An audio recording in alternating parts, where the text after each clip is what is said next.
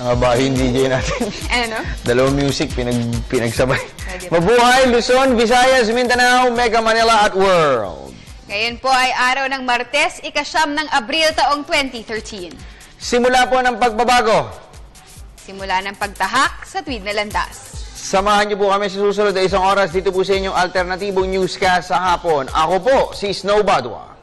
Sa amin kayo ang masusunod sa mga balita dahil alam namin kahit sa dyaryo, ito ang inyong unang binubuklat. Ako naman si Meg Siozon. At ito po ang PTV Sports. Sa ulo ng ating mga nagbabagang sports balita. low-profile trainer Nonito Donaire Sr. Malaki ang paniniwalang dodominahin ng anak ang karibal na si WBA counterpart Guillermo Rigondao sa title unification bout sa darating na linggo. Provincial Government ng Negros Oriental. Todo suporta sa lahat ng mga regional delegates na sa Palarong Pambansa 2013. Philippine Davis Cup Team. Optimistiko sa kanilang tsansa sa laban kontra New Zealand sa buwan ng Setyembre. Ateneo Lady Eagle Star Spiker Gretchen Ho. Hindi hahataw sa kabubukas na first conference ng 10th edition ng V-League. LPGMA American Vinyl Cycling Squad. Doble kahit sa ensayo para sa kanilang asam na mapanatili ang team title ng 4th-stage Le Tour Pilipinas na sisikad sa Sabado. At Luke Hancock-led Louisville Cardinals kumupo ng ikatlong kampyonato sa US NCAA Men's Basketball Wars. Yan po ay mga headlines pa lamang. Detalye ng mga nag-uumusok na sports balita narito na. Tayo po ay nadidinig din ng live sa DCSR Sports Radio 918 sa snowbadwa.com at napapanood worldwide via internet streaming sa www.ptv.ph. Sa boxing, kung si Nonito Donaire Sr. ang tatanungin, ang kapanapanalo sa kanyang anak ang title unification opponent na si Guillermo Rigondao. Ito'y dahil na rin sa malawak na experience sa professional level ni Nonito Donaire Jr. kumpara sa Cuban rival na mas bihasa sa amateur boxing. Ang kabuang detalye, hatid ni PTV Sports Senior Correspondent Dennis Principe. Malaki ang paniniwala ni Nonito Donaire Sr. na kayang talunin ng kanyang anak, ang kariban ng CWBA's counterpart Guillermo Rigondao sa title unification bout sa darating na linggo. Ayon kay Nonito Sr., hindi man niya nasisilip ang training camp ng Pinoy WBO Super Bantamweight Champion, kumpiyansa pa rin siya na kaya nitong bigyan ng leksyon ang Cuban opponent. Alam ko si Junjun matalino na boxer, may lakas, matalino. At saka yung experience naman ni Rigondao, hindi pa ganong impressive yung record niya. Pero hindi rin siya magtitiwala. Kahit paanya undefeated daw at may pinagmamalaking mahigit 400 amateur fights, hindi pa rin ito dapat gawing basihan dahil ibang-iba ang professional level. Iba kasi ang ng amateur at saka sa pro na. Malayo masyadong Tsaka kung masyado ka tumakal sa amateur, nadadala mo yung maging amateur style mo. Samantala, labis ay kinatuwa naman ng low-profile trainer ang napabalitang paghihiwalay ng landas ni Donaire Jr. at controversial conditioning coach Victor Conte. Ito'y dahil hindi na umano madadawit ang pangalan ng kanyang anak kay Conte na nasangkot sa isang big-time drug scandal noong mid-2000. Si Conte may tutulong sa corner ni Junjun lumaban si Junjun nang wala ang ganung mga natural sa akin ang boxing, natural na training lang. Ang mag-amang Donaire ay may ilang taon nang hindi nag-uusap, bunsod ng naisapublikong alitan. Pero sa kabila nito, nananalangin pa rin si Donaire Sr. ng panalo sa kanyang anak. Para sa PTV Sports, Dennis Principe, Telebisyon ng Bayan. Sa boxing pa rin, sakaling sa Macau o Singapore isagawa ang pinaplanong comeback fight ni Manny Pacquiao sa Setyembre, Sa Baguio City, posibleng idaos ang kabuuan ng training camp ng Pinoy 8th Division World Champion. Ito'y dahil mas malapit sa Pilipinas ang dalawang nabanggit na Asian countries kumpara sa Wild Card Gym sa Los Angeles, California na dating pinagdarausan ng malaking bahagi ng ensayo ni Pacquiao. Nagbabalik si Dennis Principe. Wala pa mang pinal na desisyon ukol sa susunod nilang laban, mayroon ng major plan si famed trainer Freddie Roach ukol sa paghahanda ng kanyang prized ward Manny Pacquiao. Ibinunyag ni Roach na malamang ay sa Baguio City muling gawin ang kanilang training camp kung matuloy ang plano ni promoter Bob Arum na sa Macau o sa Singapore isagawa ang pagbabalik sa lona ni Pacquiao. Kung noon ay 1 buwan lamang nag-iensayo si Pacquiao sa Baguio bago tumulak sa Wildcard Gym sa Hollywood, sa malamang sa summer capital na ng bansa gawin ang buong training camp ng fighting congressman. But I can't wait to get back to me with Manny, and the thing is, if we do fight here, the training camp will be in the Philippines the entire time, and Baguio, I'm sure, because there's no sense going to America and so forth. So I'll be seeing you a lot more of you guys. 5 sa kanyang huling 7 laban ay sa Baguio, sinimulan ni Pacquiao ang kanyang ensayo bago tumungo ng Wildcard Gym para sa huling 4 na linggong training. Samantala, naniniwala si Roach na hindi sa Estados Unidos magaganap ang laban ni Pacquiao, lalo na't naging matagumpay ang unang promosyon sa Macau ni Arum noong nakaraang Sabado na pinagbidahan ni 2-time Olympic gold winner Zhou Shiming. Ikinababahala lamang umano ni Roach ang magiging epekto nito sa pay-per-view kung saan siya gaganapin ang laban ng pambansang kamao. Bob seems interested, but I think either here Singapore. Because Singapore is making a good offer, Bob says. But the thing is, tax-wise, it makes more sense for us to fight out of the United States at this point. But it really hurts the pay-per-view numbers, so it's a little give and take. Ukol naman sa magiging kalaban ni Pacquiao, sinabi ni Roach na si Juan Manuel Marquez pa din ang una sa kanilang listahan dahil tila mahirap pa rin sa kanila ang makalimutan ang naging resulta ng kanilang huling laban. I take my hat off to Marquez. He made a beautiful move. But the thing is, we were fighting the best fight we fought yet, and I think Manny continues on that path, fighting him more aggressively like we were doing. I think we can knock him out, and I like him next. But this. Para sa PTV Sports, Dennis Principe, Telebisyon ng Bayan. Samantala, bigo naman po sa kanyang misyon na makakopo ng ikalawang world title si former WBC flyweight titleist Malcolm Tunyaka. Kagabi ay dumanas ng pambubugbog ang 35-year-old Pinoy challenger sa kamay ni WBC bantamweight champion Shinsuke Yamanaka ng Japan sa kanilang 12-round title bout. 2 beses na napabagsak ni Yamanaka si Tunyaka sa early rounds at sa round 3 ay kamuntik ng ma-knock out ng undefeated Japanese champion ng Pinoy rival. Pero sa 7th round ay nakapagpatama ng kombinasyon si Tunyaka kung kaya't napilitan si Yamanaka na mag-backpedal. Subalit sa pagsisimula ng 9th round ay tila nakakuha ng second win si Yamanaka hanggang sa tuluyan niyang mapasuko si Tunyaka sa 1 minute and 57-second mark ng 12th and final round. Dahil sa panalo, pinalawig ni Yamanaka ang kanyang unbeaten record sa 18 victories, 13 via stoppages at 1 draw, habang naputol naman ang 11-fight winning streak ni Tunyaka. Samantala, sinisi naman ni Sports Radio anchorman Renato Lirio ang pag-deviate sa fight plan sa kabiguan ni Tunyaka. Kwento ni Lirio, lumalabas na masyadong na-underestimate ni Tunyaka ang boxing skill ni Yamanaka.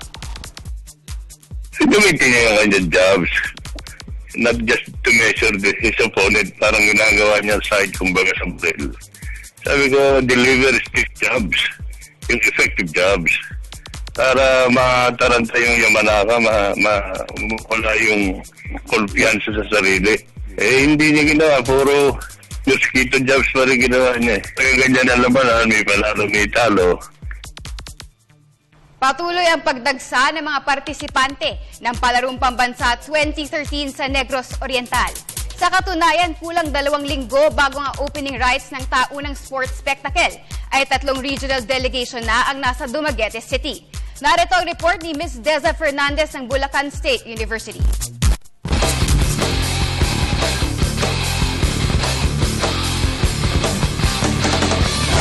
Pinakamaagang dumating sa Dumaguete City ang mga atleta at opisyal Meropa, Autonomous Region in Muslim Mindanao at Central Visayas. Ayon kay Mimaropa Sports Chief Arlene de la Vega, Island Region ang kanilang lugar, kaya't minarapat nila na sa Dumaguete City na buuin ang kanilang delegasyon. Because of the geographical location of Mimaropa, we are looking from the 5 islands. We cannot converge it on a place because it will entail double expenses for the transportation of the delegation.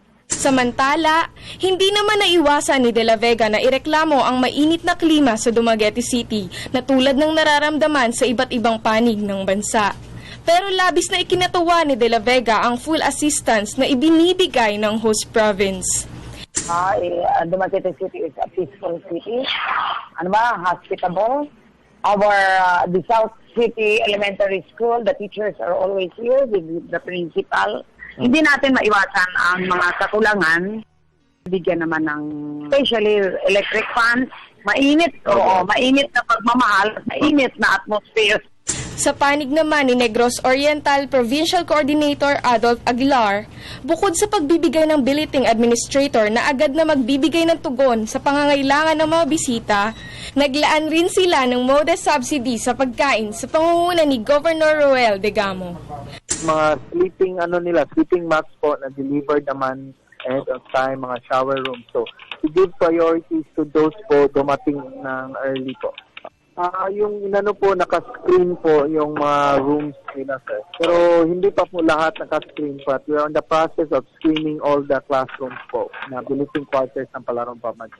Ang bawat delegation ay may sariling kitchen personnel, although the province provided a modest subsidy in terms of food items like rice, chicken, beef, and other meat products, plus eggs.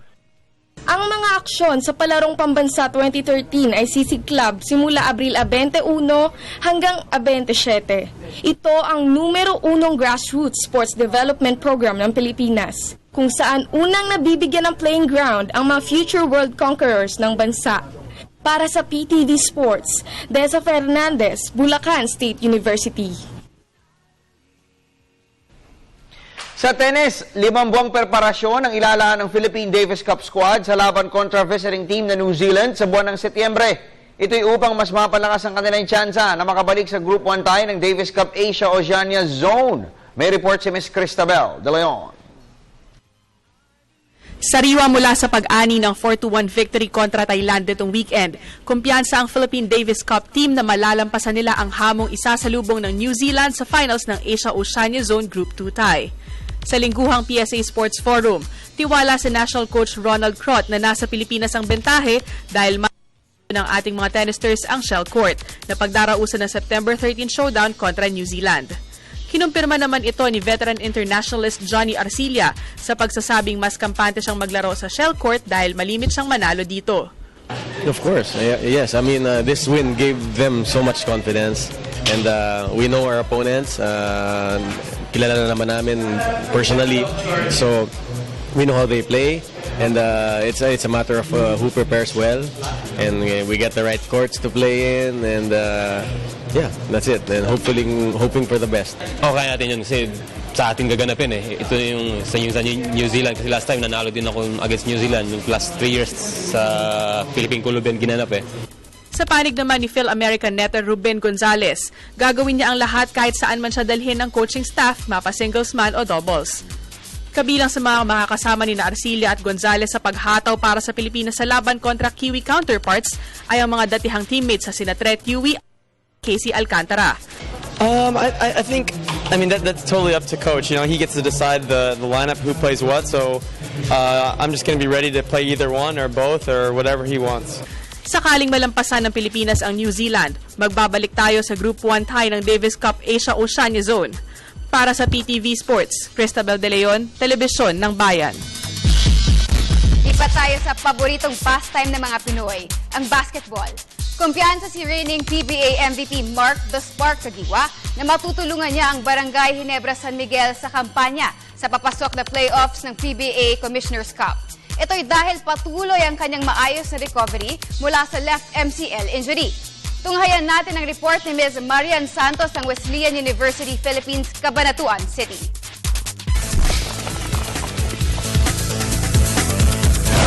Bumubuti na ang lagay ng kaliwang hita ni Barangay Ginebra San Miguel superstar Mark Caguioa. 3 laro ng absent ang reigning statistics leader ng PBA Commissioner's Cup buhat na magtamo siya ng sprained left MCL. Sa panayam ng PTV Sports, masayang ibinalita ni Caguioa na may kaunting pananakit na lamang siyang nadarama kapag iginagalaw ang kanyang paa. Pero hindi pa masabi ng reigning league MVP kung kailan siya pwedeng magbalik aksyon. It's getting better and hopefully soon, but I don't know the timetable right now, so di pa sure. At dahil humahataw na ng 6 na magkakasunod na panalo ang Ginebra, umaasa si Caguioa na ipagpapatuloy ng kanyang mga teammates ang pag-step up sa laro. Hindi rin tinanggi ng tinaguriang The Spark na masaya siya sa pagiging top cheerleader ng Gene Kings. Pero inamin niya na malimit rin siyang atakihin ng pananakit ng ulo kapag nasa bench ng team. Mas ninenervous nga akong nanonood ako. Ayoko manood eh. So now, sakit ng ulo ko kasi sigaw eh. So, I'd rather be playing than, mas ninenervous talaga ako pag nanonood. Ang huling dalawang Francis Chua mentored squad sa elimination phase ng mid-season conference ay kontra Alaska Aces bukas at Talk and Text tropang texters sa linggo. At dito ay aminado si Caguioa na malabo pa siyang magsuot ng Ginebra jersey. Para sa PTV Sports, Marian Santos, Wesleyan University, Philippines, Cabanatuan City. Pagaling ka agad, paring Mark. Thank you so much for watching, and Maring Lauren. Sa PBA pa rin, mamayang gabi na po i-anunsyo ng Talk and Text Tropan Texters ang pangalan ng kanilang magiging susunod na import. At ayon nga po dito sa kapunan ng Talk and Text, ang hard-nosed rebounder na si Harvey po ay nagbalik na kasi sa Estados Unidos noong linggo matapos na ma-involve sa car accident ang kanyang pamilya sa Atlanta, Georgia. Bilang sa mga sinisilip ng Texters ay si dating Ginebra prospect Ike Jogu. Si Jogu ay hindi po nakakuha ng Gene Kings dahil may commitment pa siya noon sa Guangdong Southern Tigers team ng Chinese Basketball League. Maganda po ang credentials ni Jogu dahil nagawa ng Guangdong sa 4-0 sweep kontra Shandong Flaming Bulls sa nakalipas na finals ng CBL. Sa mensahe sa PTV Sports ni Team Manager Aboy Castro, pinag-aaralan na nila ang video ni Jogu at ng isa pang dating NBA veteran na si Chris Daniels. At tulad ni Jogu, naglaro rin sa CBL si Daniels kung saan naging kakampi pa niya si Tracy McGrady. Sa linggo pa ho ang next game ng Talk and Text kaya't hindi gaanong nagmamadali ang coaching staff sa pagpili ng bago nilang import. Samantala, mahigit 100 professional caterer naman ang dumalo sa tax clinic na idinao sa BIR office sa Quezon City kahapon. Isinulong ni League Commissioner Chito Salud ang tax seminar upang maturuan ang mga PBA players ng tamang pagbabayad ng buwis. May report si Ms. Nicole Ramos. Upang maging mabuting ehemplo sa pagbabayad ng tamang buwis, pinasimula ni PBA Commissioner Chito Salud ang tax clinic para sa mga professional caterers. Lunes ng umaga ay inobliga ni Salud ang lahat ng mga PBA players na dumalo sa tax seminar na idinao sa BIR office sa Quezon City. Dito ay pinamunuan ni Deputy Commissioner Nelson Aspe ang pagbibigay ng lecture sa lahat ng mga players ukol sa wasong pagbabayad ng buwis. Ayon kay Salud, bilang mga professional caterers at iniidolo ng karamihan, marapat lamang na ilabas ng mga manlalaro ang matapat na kontribusyon para makatulong sa pagyabong ng bansa. PBA groom you to be role models, conscious of your responsibilities as law-abiding citizens. Binigyan rin ng pagkakataon ng mga BIR officials ang mga PBA players na magtanong patungkol sa iba't ibang tax-related issues. Kwento ni Aspe, malaking bagay para sa proyekto ng pamahalaan sa efficient tax collection ang ginawa ng PBA. This is a milestone for us. It's a good sign that our PBA players would be doing the line and heading towards our call for the payment of the correct taxes. Ang dalawang PBA players naman na minsan nang nasangkot sa di umano'y tax evasion case ay natutuwa na maging bahagi ng tax clinic. Sa pahayag ni na Talk and Text tropang texter superstars Jimmy Alapag at Jared Dillinger, Isa itong mabuting paraan para malaman nila ang tamang proseso sa pagbabayad ng taxes. It's really good for all the players. You know, I'm glad that the PBA had all of us to come here and just get educated to make sure, we know how to handle our taxes. And the deputy commissioner, he did a really good job, making it lighthearted and, informative as well. Again, it's very helpful for all the PBA players. It's giving us all better knowledge moving forward for the future. Brainchild ni Commissioner Salud, balak ng PBA na gawing taon-taon na ang tax clinic.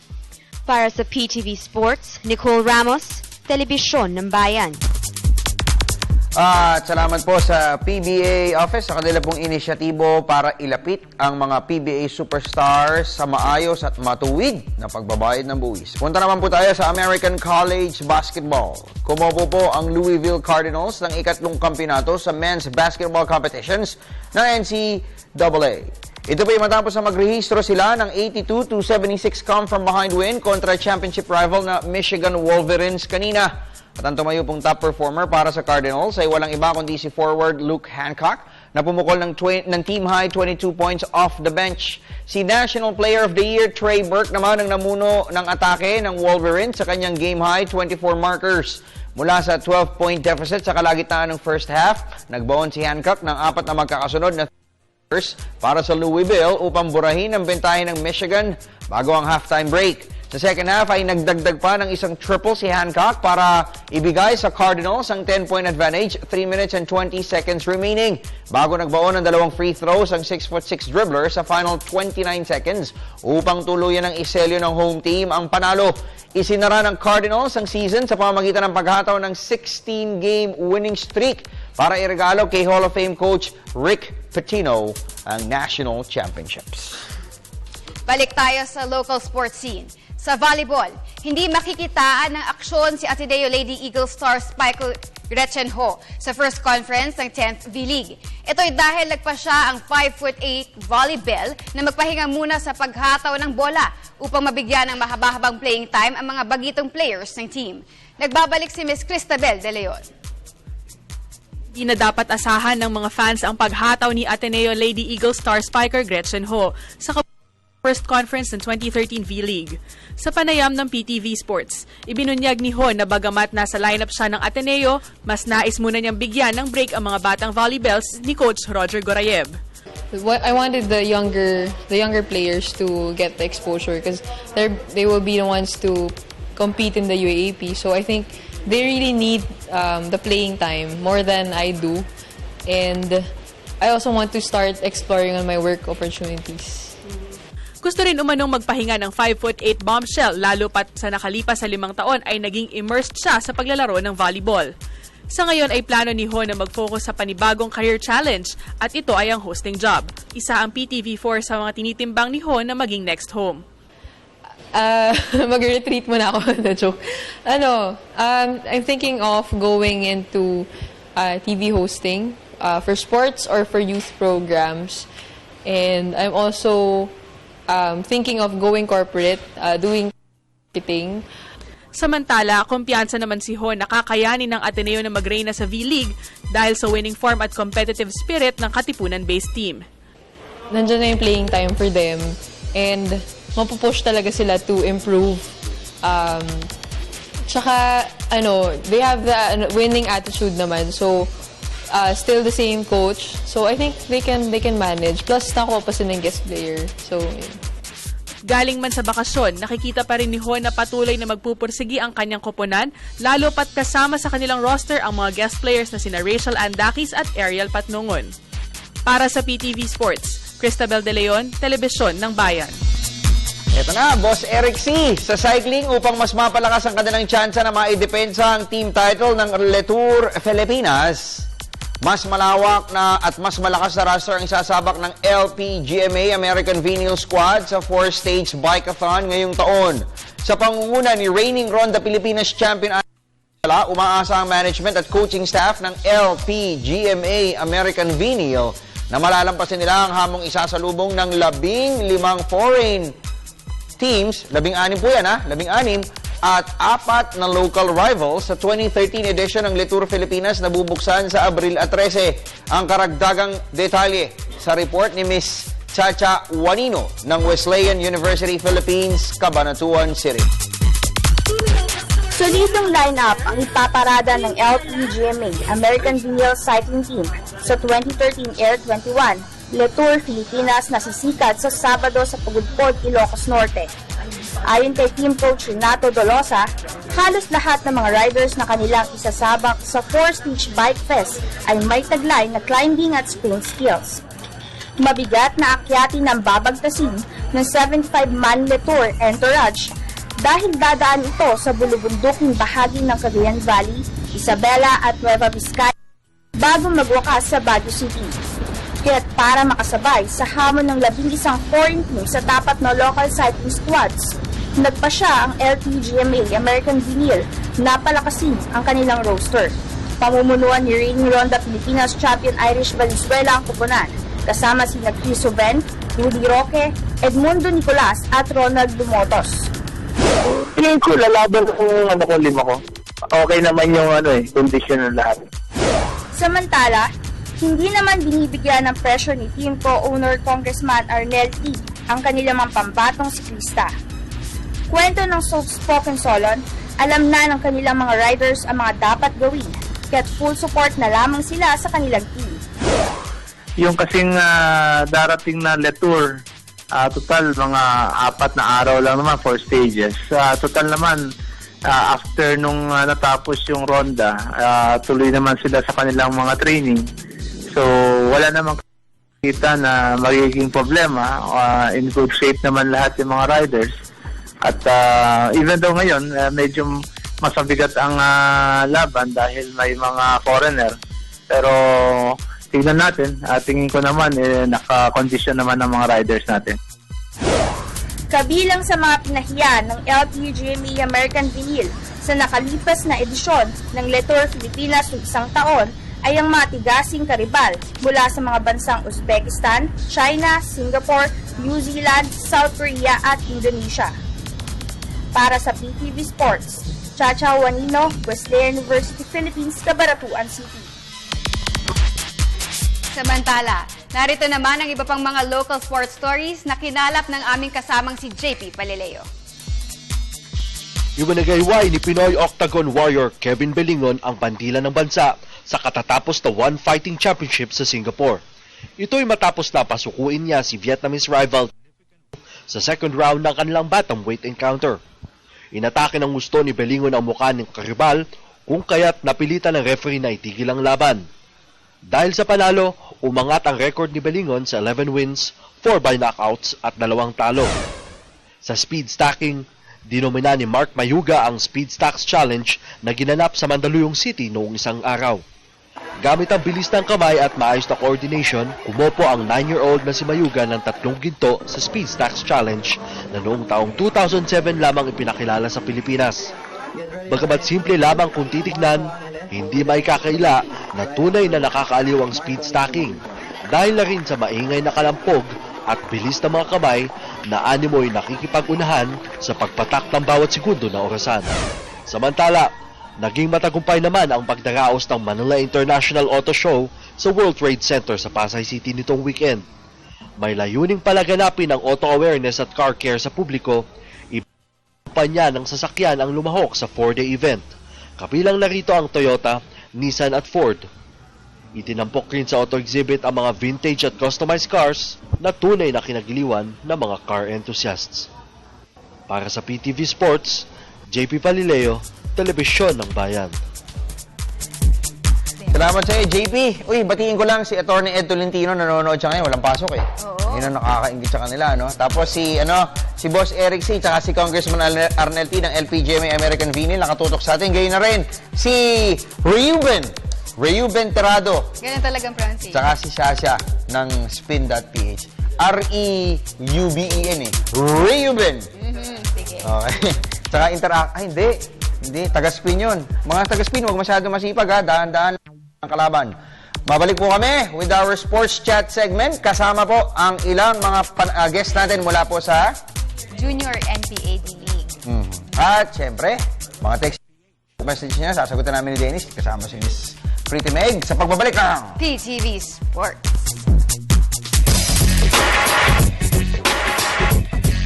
Watch us on Home Court this coming Thursday on PTV Sports Television ng Bayan.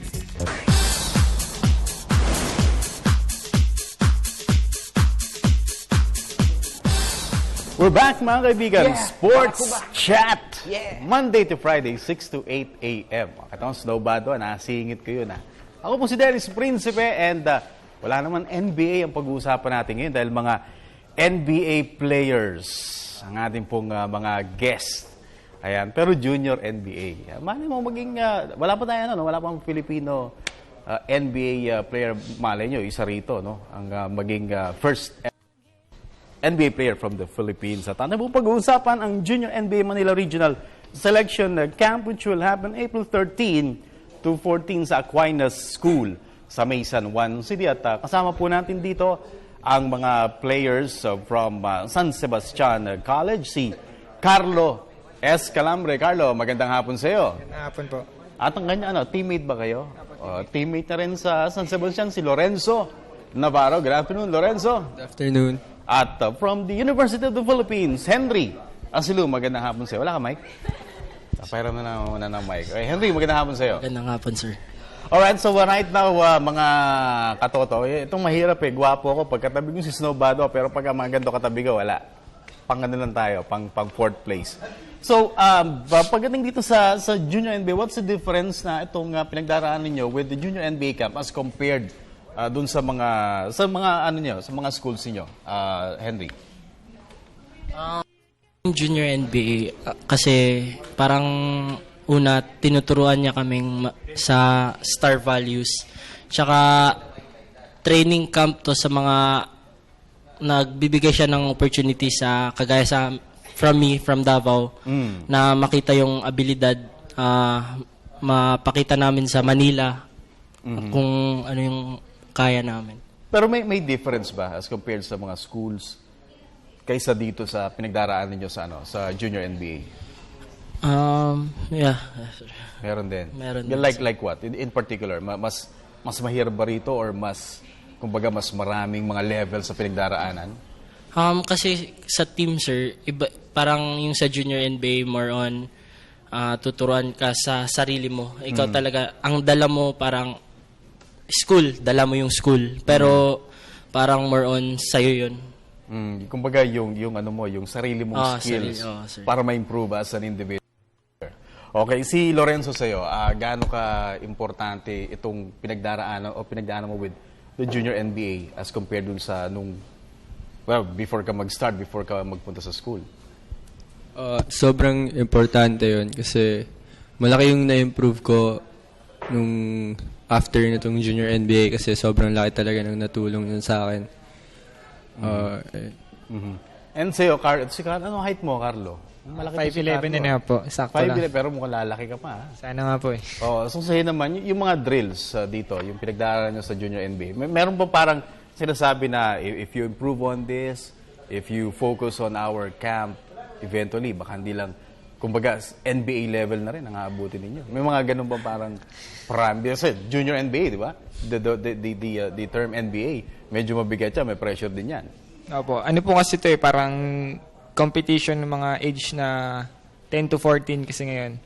Parang competition na maglalaban-laban kayo para ma-select kung sino ang mag-represent ng Philippines. Yun nga, sabi ni Henry na malaking opportunity kasi ako galing akong Isabela. Tapos nadala ko yung talent ko hanggang Manila. Tapos yun na, nakapaglaro na po ako dito sa NCAA. Kundi dahil sa Junior NBA. Talagang dito ka na-discover sa Junior NBA? Opo, sa Junior NBA. Kasi taga Isabela po ako eh. Tapos parang wala akong idea na ganun pala kalaki ang basketball pagdating dito sa Manila. Paano ka napili? Was there someone na nakita ko lang po sa internet yung Junior NBA. Tapos sinubukan ko po na wala namang mawawala eh. Tapos yun, okay naman. Ito na ako ngayon. Sino mo nagsasabi na ang internet medyo, kumbaga, nakakasira? Dahil di ba, saan yung computer shop o sa inyo lang? Hindi po, yung coach ko po sa Isabela dati yung nakita. Okay. Like ikaw in particular, ano yung improvement na na meron ka na sa tingin mo kung wala yung junior NBA, hindi mo i-improve if another camp ka lang? Yung unang-una po kasi yung discipline. Yun yung Discipline, parang pinakaunang inaano nila. Kasi lahat naman sa junior NBA, lahat may talent, iba't iba. Okay. Tapos doon nila makikita yung sino yung pinaka may porsigidong makuha, ganun. Tapos may pinaka-disiplina sa sarili.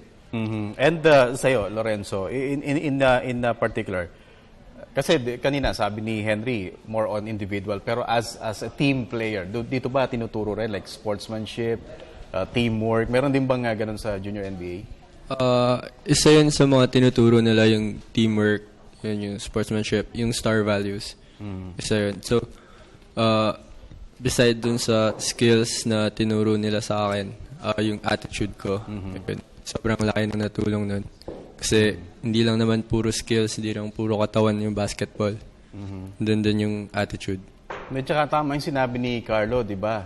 I don't know if you felt this before kasi like ako, naglalaro ako ng basketball. Pagka sarili mo lang, alam mo shooter ka, feeling mo parang magaling ka na, nakaka-rebound ka, malakas ka tumalon. Pero ang laki ng difference kapag ka na-involve ka in a team na kung medyo mahina-hina ka, feeling mo, ba't gano'n? Nawawala ka sa team plays kahit na alam mo na kaya mo, di ba? Like ikaw, Henry, naranasan ba yung, na-feel mo ba yung difference na it's not enough na magaling ka mag-dribble, shooter ka. Kasi ikaw nagsabi ngayon na on your own, na-improve mo yung sarili mo eh, di ba? Opo lang sinagot. Hindi, yun nga, yung experience mo. Yung difference of being an individual player as compared dito sa pagiging team player, gaano kalaki yung diferensya?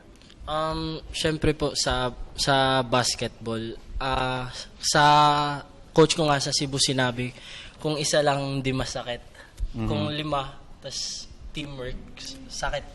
So, yun talaga nga, dahil siyempre, team play itong basketball. Sa'yo, Carlo, yung ganung difference na nakita mo ba, kumbaga nagulat ka ba na iba talaga kapag yung marunong ka maglaro ng basketball as a team player? Iba talaga pag ganun. Kasi doon mo na madadala pagdating ng NCAA o kaya UAAP. Kasi team na yun eh. I-represent mo na yung school mo, yung pride mo, tapos sa junior NBA, parang dala-dala mo yung sarili mo. Kasi magkakalaban sila lahat kung sino yung makukuha. Pero pagkatapos naman ng camp, yun, magkakilala na sila. Kasi magkikita-kita pa sila sa iba't ibang competition, ganun. Sila din yung maglalaban. May pressure ba being junior NBA participants na kasi 'di ba kung iba makakarinig from outside na sabihin na yayabang namang mga nito NBA kala niyo makaka-NBA kayo. May ganun bang factor and in some ways so paano niyo nilalabanan yung mga ganung klaseng kumbaga critics ninyo? Wala naman, basta kami masaya lang kami sa namin. Tapos kung ano yung na-contribute namin bilang player, ganun. Masaya naman wala kami. Wala ka na-encounter na gano'n na parang may madami naman po. Kasi madami din namang mga ingiterong tao eh. Pero, kahit di basketball, marami tayo. Madami. Nasisiraan ka, ganyan. Pero okay lang, basta masaya ka naman eh. Ikaw, Lorenzo, may ganun din ba na parang NBA? Marami. One-on-one tayo. Marami. Tapos yung pag nagkamali, ganun. Maraming napapansin, maraming nasasabi. So how do you manage na ma-overcome mo yung mga ganun? Wala, hindi na lang papansinin, then papakita na lang yung laro, ganun. Ikaw, Henry, may ganun ba? May ganun factor? Yung sabi nga ni, na more on, siya, for the love of the game na lang. Talagang yung pagiging passionate mo about the sport. Okay, so last na pasada siguro, anong may bibigyan nyo advice sa mga gustong mag-succeed as basketball players sa mga age ninyo? Naging part kayo ng varsity teams at saka junior NBA. Anong may advice nyo sa mga junior NBA aspirants, Henry? First of all, yung discipline mo, tsaka kung ano talaga yung gusto mo sa heart mo, sundin mo na lang. Tsaka sa junior NBA, yung star values. Hanggang ngayon, nagagamit ko yun ngayon. Star values. Okay. Lorenzo? Yun nga. Yung unang-una, yun yung tinuro talaga nila sa amin yung star values, yung sportsmanship, yung teamwork, and yung positive attitude, and yung respect. So, ayun, malaking tulong yun para sa, hindi lang sa basketball, para sa buhay talaga. Anong position mo? Point guard ako. Point guard. Ikaw? Point guard. Ikaw, Carlo, anong position mo? Point guard, shooting guard. Point guard, okay. So, ikaw naman, advice mo? Advice ko lang, basta magtiyaga lang sila. Tapos, yun nga, yung sinabi na nila lahat eh. Pero, basta kakayanin naman nila yan pag sinubukan nila sa junior NBA.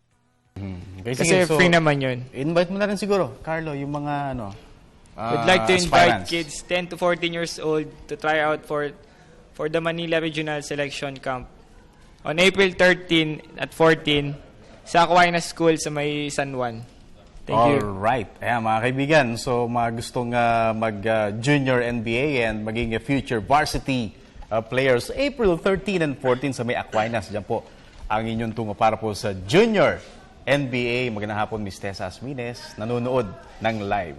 Okay, so sa amin po nga pagbabalik ang mga text, Facebook at email messages na may patungkol siyempre sa sports. Magbabalik po kami. Diyan lamang po yan. Okay. Ay, ako po si JV Casio at pagpatuloy ang panood sa PTV Sports.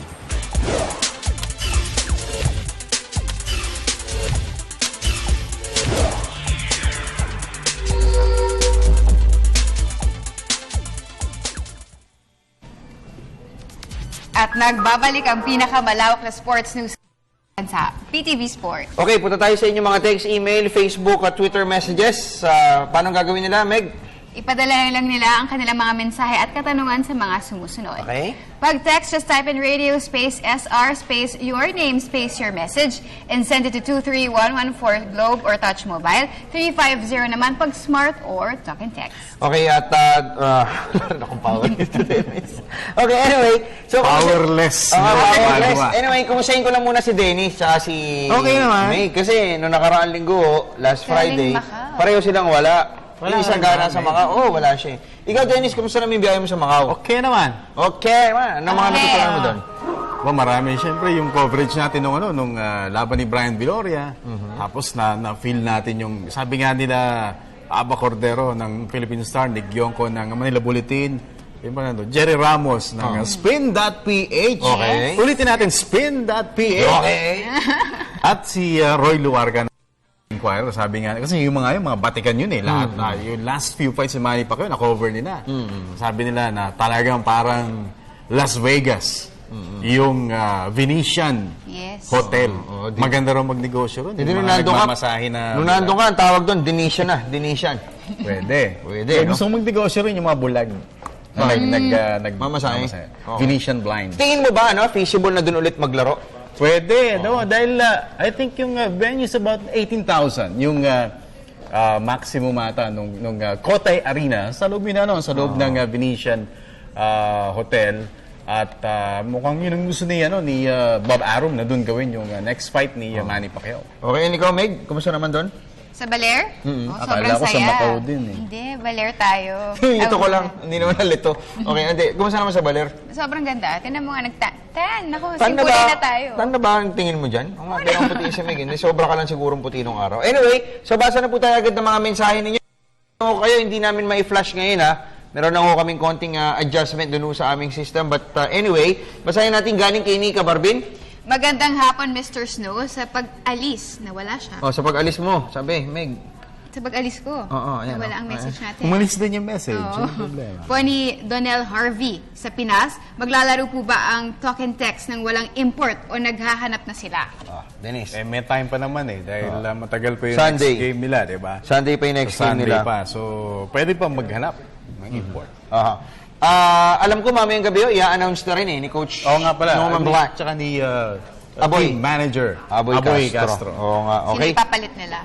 Kung sino ipapalit. Si Jun Bernaldo, Megs, Dennis, at Nicole. Siya nga pala, belated happy birthday kay Dennis noong April 6. Noon kami dito. Thank you. Salamat. Tomato Cake Restaurant ng pamangkin ko. Mabuhay kayo sa PTV Sports. Pero ang pinakamaganda sa akin is first year anniversary namin ng aking wife, si Queenie, noong April 8. Love you. Congrats, Salamat. Galing. Galing. Isang taon. Kuya, Parang achievement, Hindi, sa totoo yun, Meg, ikaw, wala ka pa asawa. Yung first year, first 2 years yata, no, Kuya Fidel? Nagsabi, wala pa ako ron. So tuwing nag-aasawa ka ba, yung first 2 years, no? Doon medyo magulo eh, no? First 2 years. Away pa nag-aasawa. Tawa. Yun yung pinaka-critical. Away-bati pa yun. Pero kayo naman, hindi yata. Basta kami, okay na kami. Pero kayo hindi naman kayo nag-aaway ata. Hindi. Yun ang maganda. Yun ang maganda, smooth yan. Hintayin mo sa bandang huli. Yun, away. Huwag naman sa... At saka yung aking daddy, birthday nung April 8. Oo, kita mo. Ako naman, malapit na. So, manglilibre ka. Yan pala, kaya pala sinasabi mo kayo ng April Vikings. 22 ako. Anyway, Ano yan, Brad? Kuya Mandy. Yung cameraman ko ngayon, ito. Kuya Mandy, galaw mo nga. Ayan, si Kuya Mandy, ayan. Pati nga, hindi ikaw may hawak ng camera ngayon. Pabati raw yung bayaw niya, birthday today, si Arlene Habitan. Thanks, Kuya Happy Mandy to. birthday. Tapos si Sir Joseph, ang ganda raw ng Barako Bull shirt ko. Ayan, okay. Tapos na kanina, hindi ka nanonood. Basta tayo ng mga tweets na. Tweets tayo, Meg. Yung mga tweets sunin nyo, yan naman ang sasagutin natin. Sige, bilisan natin. Rumachata tayo siguro ng mga 5 agad. Meg, basa. Sir Snow at Miss Nicole at Gandang Meg, sino po yung unang napili sa PBA draft? Sukin niyo po ako sa Facebook. Pakibati po si Roma Rubio. Thanks. Sino una? Na-drop? Hindi, wala pang ano eh. 1985. Ano ba? Unang pipili. Akala ko unang PBA na-drop. draft. Wala pa. Tapusin mo yung conference, no? Yung season. Yung season. Tama. From Herbie Serie, so Badwa, akala ko birthday mo, kaya pulang-pulang suot mo ngayon. Ikaw daw yun. Birthday mo, Birthday. Brad. Manglilibre yan, Uy, malapit na. si Badet Lucanyes, nagpapabati sa atin.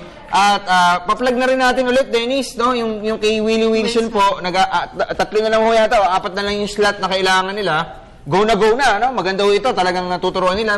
Pakibanggit nga yung number, Willie Wilson Summer Basketball Camp. Number ni Badet? For inquiries, just call Badet at 0927-886-090 or Anna at 0917-923-9092. Okay. And, okay, mga thank you sa tayo ng mga sponsors. Isa pa, habol ako ng isa.